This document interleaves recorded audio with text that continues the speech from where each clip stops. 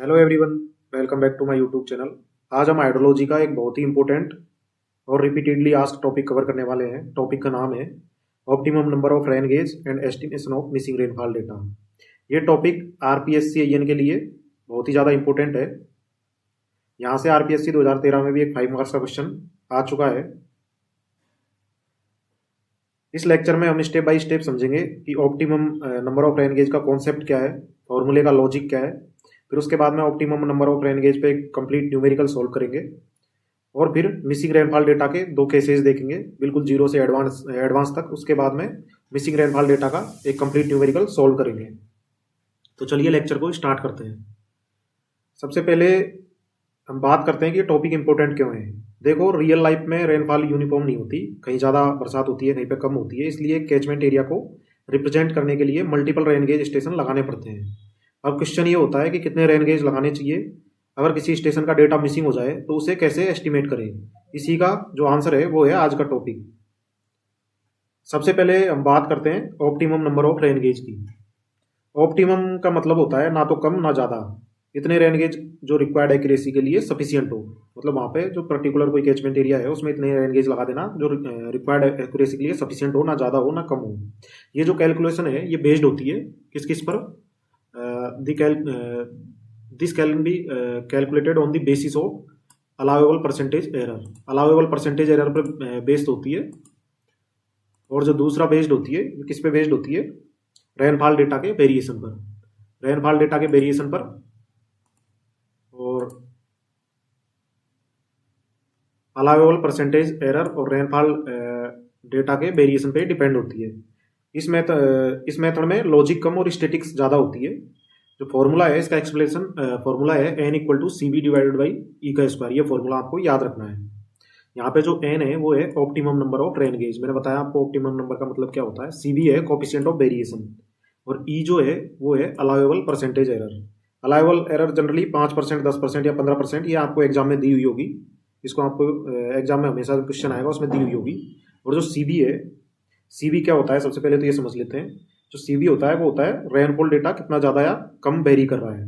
जो फॉर्मूला है सीबी का वो है CB equal to sigma divide by X bar into 100। यहाँ पे सिग्मा जो है वो क्या है, standard deviation of the rainfall data, और एक्स बार जो है वो है मीन रेनफॉल। तो जो स्टैंडर्ड डेविएशन है उसका फॉर्मूला क्या है, sigma equal to under root summation X minus X bar का square divided by M minus 1। अब यहाँ पे जो एम है वो है नंबर ऑफ स्टेशन और जो x है वो है rainfall value at each station. तो जो अपन standard deviation of rainfall data find out करेंगे उसमें rainfall value at each station में से माइनस कर देंगे किसको, मीन रेनफॉल डेटा को। उसको माइनस करके जितने भी है स्टेशन उन पे सब पे माइनस करके उसका स्क्वायर ले लेंगे और फिर उसके divided by number of station minus 1 से डिवाइड करके और इसका अंडर रूट कर देंगे। तो इससे जो वैल्यू आ जाएगी वो आ जाएगी अपनी standard deviation of rainfall data की। अब एक इंपॉर्टेंट पॉइंट है वो याद रखना है आपको, वो है कि एक इंपॉर्टेंट बात जो आपको याद रखनी है, सीबी जो है उसकी जनरली वैल्यू 15 से 30% के बीच में होती है। Value of CB is closest to 13 in most of cases and usually range from 15 to 17%। 15 से 30% के बीच में होती है। और ये जो मेथड है प्योरली स्टेटिकल है, इसमें रेनफॉल का फिजिकल लॉजिक नहीं लगता, प्ले विथ नंबर है, कोई लॉजिक नहीं है इस जो मेथड है इसका। अब हम इसका एक न्यूमेरिकल सोल्व करते हैं। अब एक कंप्लीट न्यूमेरिकल इसका सोल्व करते हैं। तो एक कैचमेंट है जो 6 रेन गेज स्टेशन, एक कैचमेंट है जिसके अंदर 6 रेन गेज स्टेशन है। In a year the annual rainfall recorded at different rain gauge station are as follower. Total station 6 है और जो रेनफॉल डेटा है वो प्रत्येक स्टेशन पे दे रखे हैं अपने को। स्टेशन ए पे दे रखा है 82.6, बी पे दे रखा है 102.9, सी पे दे रखा है 180.3, डी पे दे रखा है 110.3 और ई पे दे रखा है 98.8 और एफ पे दे रखा है 136.7। और जो अलाउेबल एरर है वो कितनी दे रखी है अपने को, 10%। तो इससे पूछा है calculate the optimum number of rain gauge station. तो एन की वैल्यू फाइंड आउट करनी है। कैपिटल एन इक्वल टू होता है सीबी अपॉन ई स्क्वायर। तो कैपिटल एन इक्वल टू क्या होता है, सीबी अपॉन ई स्क्वायर। अब यहाँ पे जो ई है इसकी वैल्यू तो अपने को क्वेश्चन में दी हुई है, तो अपने को सीबी फाइंड आउट करना है। और सीबी क्या होता है, सीबी की वैल्यू मैंने आपको बताई थी सिग्मा अपॉन एक्स बार। तो पहले अपन एक्स बार फाइंड आउट कर लेते हैं। एक्स बार क्या होता है, सारा जो है इनका सबका एवरेज, जितने भी जो रेनफॉल दिया हुआ है अपने को, जो पी की वैल्यू दी हुई है, ऑप्टिमम नंबर रेनफॉल दी हुई है अलग अलग स्टेशन पे, उन सबका एवरेज जो होता है वो होता है एक्स बार। तो एक्स बार इन सबका एवरेज डिवाइडेड बाई 6 से कर देंगे। 6 स्टेशन है तो यहाँ से इसका एवरेज आ जाएगा कितना, 118.6 सेंटीमीटर। फिर उसके बाद में सिग्मा की वैल्यू फाइंड आउट करेंगे। सिग्मा का मैंने बताया था क्या होता है, X minus X one minus X bar square plus x2 minus X bar square plus x3 minus X bar square plus x4 minus X bar square plus x5 minus X bar square plus x6 minus X bar square. मतलब जो जो particular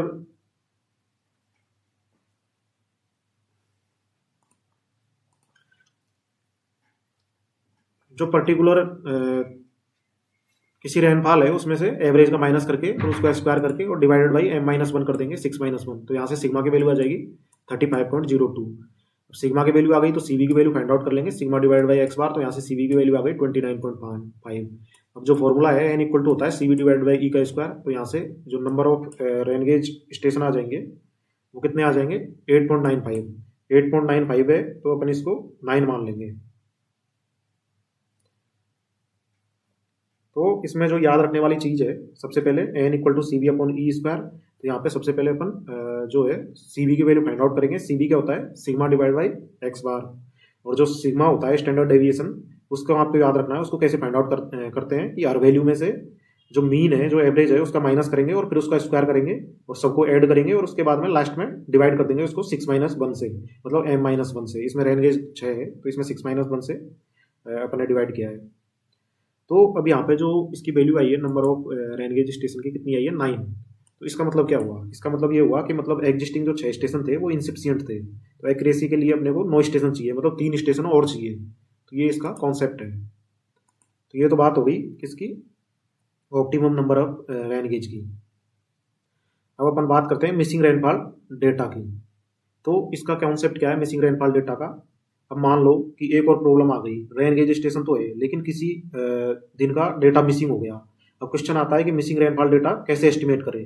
तो इसी topic को अपन बोलते हैं estimation of missing rainfall data. मतलब किसी पर्टिकुलर डे का जो डेटा है वो मिसिंग हो गया तो अपने को उसको एस्टिमेट करना है, तो वो कैसे करेंगे।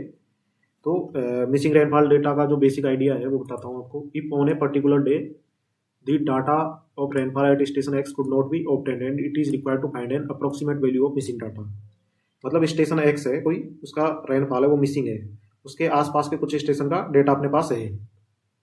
तो अपन कौन सा मेथड यूज करेंगे, the following method is applied. Few station close to the probability station X are selected. जो उसके आसपास के स्टेशन है उससे कुछ स्टेशन का जो डेटा है अपने पास अवेलेबल है, तो उनको अपन सेलेक्ट करेंगे। And rainfall data is noted.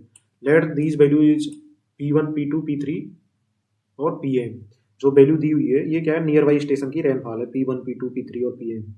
और जो PX है वो क्या है, मिसिंग रेनफॉल डेटा है। किसी पर्टिकुलर स्टेशन पे जो डेटा है वो मिसिंग हो रहा है, PX rainfall data which is missing and which has to be approximately calculated. जो मिसिंग है और जिसको अपने को कैलकुलेट करना है। और जो N1, N2 और NM ये सब क्या है, ये है normal annual rainfall of station.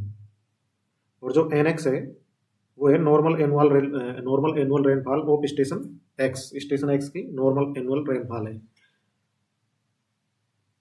Normal annual precipitation of these station 1, 2, 3 and M and X respectively.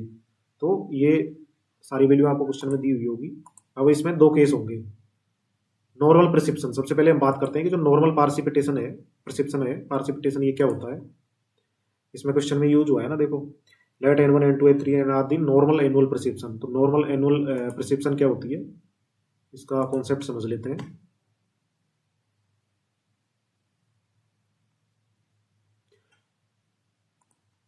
This is the average value of the precision at a particular day. किसी भी particular day पे ये एवरेज वैल्यू है पार्सिपिटेशन की। Month और year over a specified 30 year period.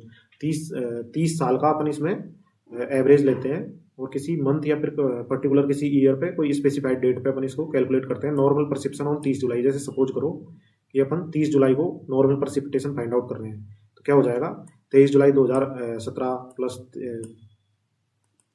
23 जुलाई 2016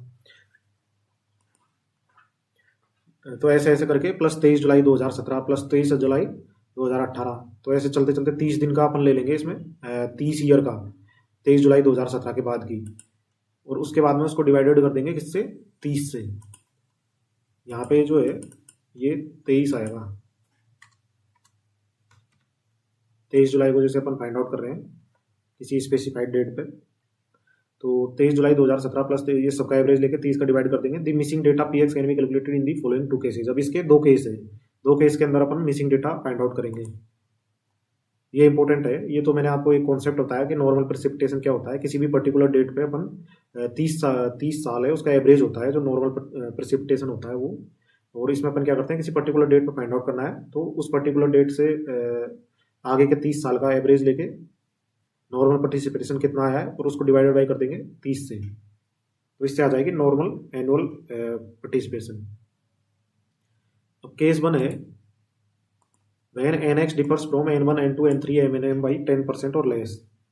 जब जो nx है जिसका अपने को वैल्यू दी हुई नहीं है, जो वो है वो n1 n2 n3 और nm जिनकी वैल्यू दी हुई है उनसे 10% से कम है या फिर 10% के इक्वल है।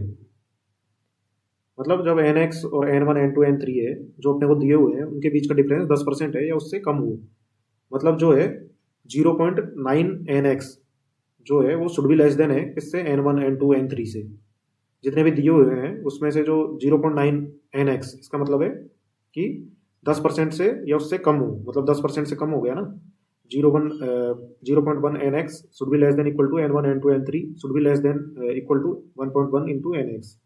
तो इस केस में जो फॉर्मूला होता है 0.9 nx should be less than equal to n1 n2 n3 और nm जितने भी अपने को दिए हुए हैं, इसकी वैल्यू जो है 0.9 xs से, तो 0.9 nx, nx क्या है, पर्टिकुलर जिसकी अपने को फाइंड आउट करनी है, उसकी वैल्यू है should be less than equal to है किससे, n1 n2 n3 और nm से, और should be less than equal to है किसके, 1.1 nx के। मतलब जो n1 n2 n3 nm है उसकी वैल्यू 0.9 xs से nx से तो ज़्यादा या फिर इक्वल है, और 1.1 nx से लेस देन है या इक्वल है, तो उस केस में जो पी एक्स है उसकी वैल्यू अपन फाइंड आउट करेंगे, P X equal to P1 plus P2 plus P3 plus P4 plus PM divide by M. M क्या है, नंबर ऑफ स्टेशन। दूसरा केस है उसको अपन बोलते हैं normal ratio method. If nx differs from n1 n2 n3 nm by more than 10%, तो यानी जब केस 2 है उसके अंदर जो क्या है, nx किसी पर्टिकुलर स्टेशन है उसके नॉर्मल रेनफॉल में डिफरेंस 10% से ज़्यादा हो, तो इस केस में अपन यूज करते हैं नॉर्मल रेशियो मेथड। तो इसका फॉर्मूला जो है पी एक्स कैलकुलेट करेंगे अपन nx upon n into P1 divided by n1 plus P2 divided by n2 plus P3 divided by n3 plus dot dot dot PM divided by nm। तो ये इसका formula है, ये आपको फॉर्मूले याद रखने हैं। इस मेथड में सब स्टेशन का रेनफॉल रेशियो लिया जाता है, फिर nx से मल्टीप्लाई किया जाता है। तो एग्जाम में आप ध्यान रखो कि केस 1 है या 2 है, पहले आइडेंटिफाई करो फिर फॉर्मूला लगाओ। गलत केस लगा दिया तो फिर आपके जो मार्क्स है वो पूरे नहीं आएंगे। अब हम नेक्स्ट न्यूमेरिकल यानी क्वेश्चन 2 सॉल्व करने वाले हैं। ये question estimation of missing rainfall data से रिलेटेड है और स्पेशली नॉर्मल रेशियो मेथड का डायरेक्ट एप्लीकेशन है।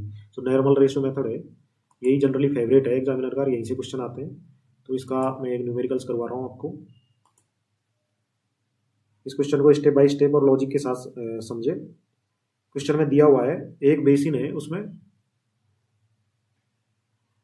4 स्टेशन है, 4 station. The normal annual rainfall at station A B C and D in a basin. एक बेसिन के अंदर 4 रेनफॉल स्टेशन है ए बी सी और डी, इनका नॉर्मल एनुअल रेनफॉल दिया हुआ है।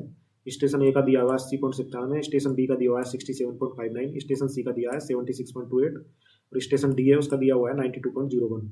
In a particular day in a particular year the station D was inoperated. एक पर्टिकुलर ईयर में स्टेशन डी है वो इनऑपरेटेड हो गया, मतलब डी का रेनफॉल मिसिंग है। At the station ABC recorded annual precipitation of 91.11, 72.23, 79.89 centimetre respectively. Find rainfall at station D for that year. Question में पूछा गया है कि उस पर्टिकुलर ईयर में स्टेशन डी का रेनफॉल कितना होगा। तो इसमें अपने को एक तो दिया हुआ है क्या, एक तो है दो चीजें होती है, एक तो है एनुअल पार्टिसिपेशन, ये तो होती है पर ईयर की, और दूसरी होती है इसमें normal annual rainfall. Normal annual rainfall होता है 30 साल का डेटा, जो मैंने अभी आपको बताया था। इसके अंदर अपन किसी पर्टिकुलर डे पे फाइंड आउट करते हैं, तो 30 साल का डेटा होता है। ये मैंने बताया आपको 30 ईयर पीरियड। तो अपन क्या करते हैं इसके अंदर कि 30 ईयर पीरियड के बेस पे अपन पर्टिकुलर उस ईयर का जो है परसिप्शन फाइंड आउट करते हैं। तो find the rainfall at station D for that year. तो सबसे पहले इसमें टेबल बनानी है आपको। Station A B C D लिख दिया, नॉर्मल एनुअल रेनफॉल की वैल्यू सब में दी हुई है, और जो एनुअल प्रेसिपिटेशन है उसकी वैल्यू 91.11 है ए के लिए, बी के लिए 72.73 और सी के लिए दी हुई है 9.89। अब इसमें अपने को डी के लिए फाइंड आउट करनी है। तो सबसे पहले चेक लगाएंगे। अब चेक लगाएंगे, अब ये यहाँ पे इंपॉर्टेंट चीज़ है। क्या चेक लगाएंगे कि इसमें चेक किस लिए लगाएंगे अपन की मेथड आइडेंटिफाई करेंगे कि केस 1 है केस 2 है। केस 2 नॉर्मल रेशियो मेथड जो मैंने बताया था। तो यहाँ पे चेक जो करेंगे हमने, स्टेशन डी है उसका नॉर्मल रेनफॉल है बाकी स्टेशन के नॉर्मल रेनफॉल से 10% के अंदर है या नहीं है। तो स्टेशन जो डी है उसका नॉर्मल रेनफॉल कितना है 92.01, ये रहा 92.01। तो इसका जो है ये 10% के अंदर है या नहीं है बाकी से। तो 0.9 इंटू एन एक्स, जब इसको अपन 0.9 से मल्टीप्लाई करेंगे तो यहाँ पे आ जाएगा 82.80, और जब अपन इसको 1.1 से मल्टीप्लाई करेंगे तो आ जाएगी 101.21। तो यहाँ पे जो वैल्यू है सिंस N1 N2 N3 लाई आउटसाइड प्लस माइनस 10% रेंज, अब ये आउटसाइड जा रहा है।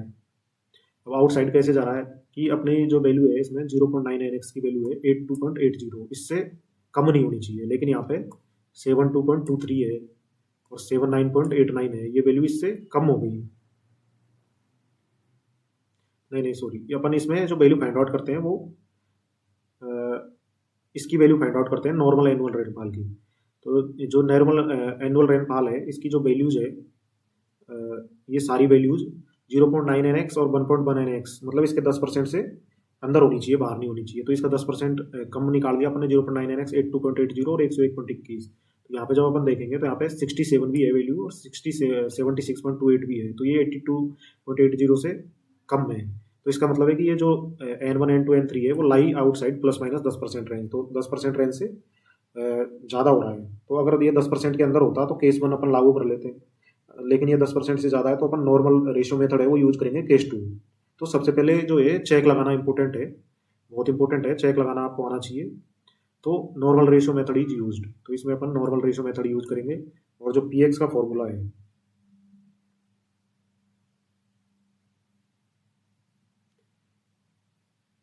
अब ये आपके समझ में आना चाहिए। जो स्टेशन डी है उसका नॉर्मल रेनफॉल है 92.01, 10% कम है तो 82.80 और 10% ज़्यादा है तो 101.21। अब जो स्टेशन ए है उसकी वैल्यू कितनी है 80.97, तो ये 82.80 से कम हो गया, तो ये केस फेल हो गया। यहाँ पे स्टेशन बी की वैल्यू है ये भी 82.80 से कम है, तो यहाँ पे भी ये केस 1 लागू नहीं हो रहा, केस 2 लागू हो रहा है। और जो तीसरा है इसकी 76.28 है, ये भी 10% से कम है। तो तीनों स्टेशन है वो 10% रेंज के बाहर है, इसका मतलब केस 1 अप्लाई नहीं होगा, नॉर्मल रेशियो मेथड यूज करना पड़ेगा। एग्जाम में जो है यहीं पर मैक्सिमम स्टूडेंट गलती करते हैं कि कौन सा इसमें अपने को केस लगाना है। तो नॉर्मल रेशियो मेथड है उसका फॉर्मूला क्या है, PX equal to NX upon M into P1 divide by N1 plus P2 divided by N2 plus P3 divided by N3, जहाँ पे PX क्या है missing rainfall data at station D. जो PX की वैल्यू फाइंड आउट करनी है ये वाली वैल्यू जो अपने को दी हुई है, PX missing rainfall data at station D. NX क्या है normal rainfall of station D. Normal rainfall of the station D की वैल्यू कितनी दी हुई है 92.01 डिवाइडेड बाई M क्या है number of near by station. M की जो वैल्यू है यहाँ पे वो है number of near by station, इसकी वैल्यू दी हुई है 3। P1 P2 P3 क्या है रिकॉर्डेड रेनफॉल। रिकॉर्डेड रेनफॉल क्या है 91.11, 72.23, 72.23 और 79.89। और जो N1 N2 N3 जो है वो क्या है नॉर्मल रेनफॉल। नॉर्मल रेनफॉल क्या है 80.97, 67.59, 76.28। तो इसकी वैल्यू अपन ने ये रख दी। तो जब इसको सोल्व करेंगे तो यहाँ से PX की वैल्यू आ जाएगी कितनी 99.4 सेंटीमीटर। इस फॉर्मूले का मतलब ये है कि हम रेनफॉल को नॉर्मल रेनफॉल के रेशियो में एडजस्ट करते हैं, मतलब जो नॉर्मल रेनफॉल अपने को दी हुई है उसके हिसाब से अपन इसको एडजस्ट करते हैं। तो इस तरीके से मतलब उस पर्टिकुलर ईयर में स्टेशन डी का जो एस्टिमेटेड रेनफॉल है वो 99.4 सेंटीमीटर होगा। तो फाइनल आंसर जब आप लिखोगे उस टाइम पे ऐसे लिखना है आपको, rainfall at station D equal to 99.4 centimetre. और ध्यान रखो यूनिट मेंशन करो, मेथड का नाम लिखना है, 10% चेक क्लियरली शो करना है। ये स्टेप्स फॉलो करोगे तो आपको पूरे मार्क्स मिलेंगे। तो इस क्वेश्चन में हमने सीखा कि मिसिंग रेनफॉल के लिए 2 केसेज होते हैं। पहले हमेशा 10% कंडीशन चेक करो, अगर रेंज के बाहर हो तो नॉर्मल रेशियो मेथड यूज करो। फॉर्मूले में कभी भी वैल्यू उल्टा सीधा मत डालो, ये एक प्योर स्कोरिंग टॉपिक है। तो दोस्तों आज के कंप्लीट लेक्चर में हमने कवर किया optimum number of rain gauge, coefficient of variation, एक complete numerical estimation of missing rainfall data. Case 1 जो था वो अर्थमेटिक मीन पे मेथड पे बेस्ड था, केस 2 नॉर्मल रेशियो मेथड, और 2 फुली सॉल्व न्यूमेरिकल्स किए। अगर ये लेक्चर ध्यान से समझ लिया तो हाइड्रोलॉजी का ये पोर्शन एग्जाम में स्ट्रॉन्ग हो जाएगा आपका। आई होप आपको समझ में आया होगा। अभी तक आपने इस चैनल को सब्सक्राइब नहीं किया तो चैनल को सब्सक्राइब करें, वीडियो को लाइक करें और दोस्तों के साथ शेयर करें। Thank you.